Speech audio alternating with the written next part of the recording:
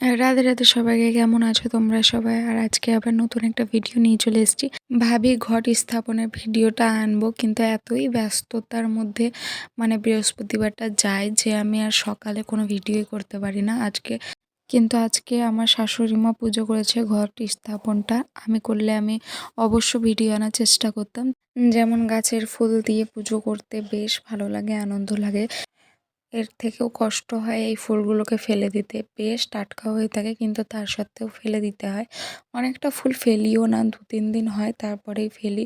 যেহেতু গাছের ফুল তো আমার বেশ ময়া লাগে, কিন্তু গাছের হোক কিংবা কেনা হোক ফুলগুলো ফেলতে আমার কেমন যেন লাগে। তো যেইগুলো আমি ছেড়ে ছেড়ে ঠাকুরগুলোকে দিই সেইগুলোই ফেলে দিই, আর যেইগুলো গোটা ফুলগুলো দিই সেগুলো আমি 2-3 দিন রাখি, তারপরে ফেলে দিই যখন ফুলগুলো অবস্থা খুব খারাপ হয়ে যায় তখন।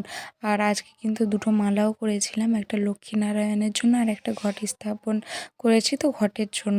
গোপু সোনাকে আজকে দেওয়া হয়নি, আজকে যেহেতু অনেক ব্যস্ততা ছিল। আর গোপু সোনার এই কিউট মোজাগুলো কেমন লাগছে তোমরা জানিও। এইগুলো কিন্তু কোথাও থেকে অর্ডার করা কিংবা কেনা না, এটা আমার শাশুড়ি মা বানিয়েছে। গপ্পু সোনাকে তো যা পরে তাতেই ভালো লাগে, কিন্তু এই মোজাগুলো পরে এত কিউট লাগে কি বলবো।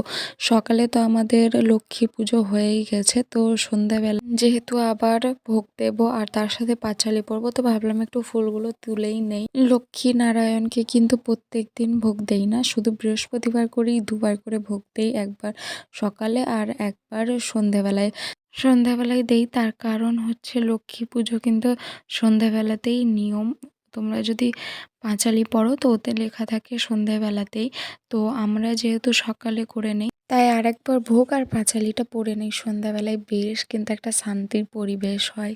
আমার কিন্তু লক্ষ্মী পুজো করতে, লক্ষ্মী ঘট স্থাপন করতে বেশ ভালো লাগে। একটা শান্তি তৈরি হয় মনের মধ্যে, বেশ ভালো লাগে। এইদিকে আমি দুটো প্রদীপ নিয়েছি, একটা ঠাকুর ঘরের কাছে রাখবো আর একটা তুলসীর তলায় রাখবো। তার সাথে ধূপকাঠি, আর এই যে একটা স্ট্যান্ডের মতো ধূপকাঠি আছে, এটা কিন্তু অনলাইনে অর্ডার করা চন্দনের।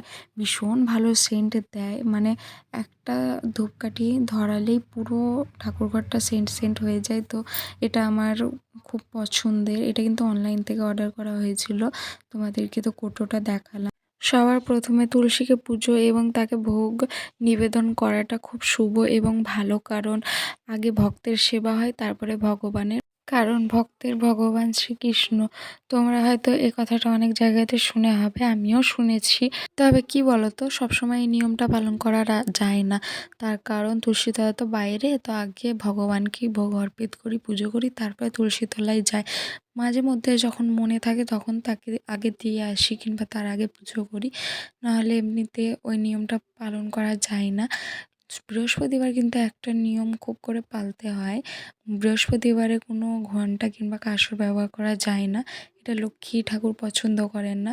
অন্যান্য বারে কিন্তু ঘণ্টা বাজিয়ে গোপাল সোনার আরতি করি কিংবা আরও অন্যান্য ঠাকুরদেরও আরতি করি, কিন্তু শুধু বৃহস্পতিবার ছাড়া বৃহস্পতিবার ঘণ্টা কাঁসর কোনো কিছু ব্যবহার করি না।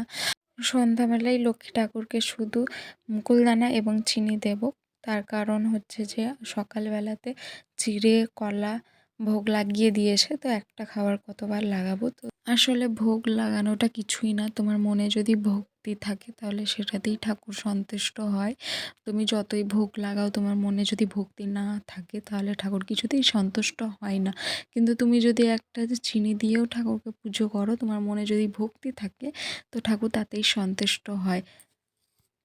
দোল পূর্ণিমা নিশি নির্মল আকাশ মৃদু মন্দ বহিতেছে মল, না করে হেলা কালে নারদ মহামুনি ভক্তি করে উভিয়ে রে